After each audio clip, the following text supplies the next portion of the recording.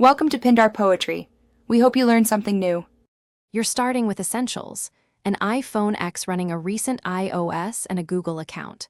Open the App Store, download Google Pay, then sign in, use the account tied to your bank. Next, tap Add a Payment Method, take a clear photo of your card or enter details manually so the app can read them accurately. Once done, choose your verification method, text, email, or bank app, because verification proves you own the card and enables secure payments in apps and online. Now you add and verify the card. Tap Add Card, capture it or type number, expiry, and CVC. Make sure billing address matches your bank record. After submission, the issuer sends a verification code. Enter the SMS or approve the push in your bank app so the card is activated. Make sure Google Pay permissions allow network access and wallet integrations. On iPhone, note that Google Pay works for apps and online checkout, not for iPhone NFC tap at stores. Apple Pay handle to pay, pick Google Pay at checkout within apps or on mobile web.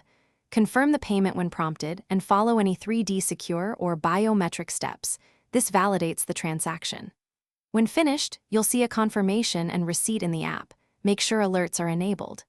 If something goes wrong, first restart the Google Pay app and your iPhone. If issues persist, remove and re-add the card, then re-verify it. And remember, use Apple Pay for contactless NFC store payments on iPhone X, because Google Pay can. Thanks for watching. Consider subscribing if we helped you.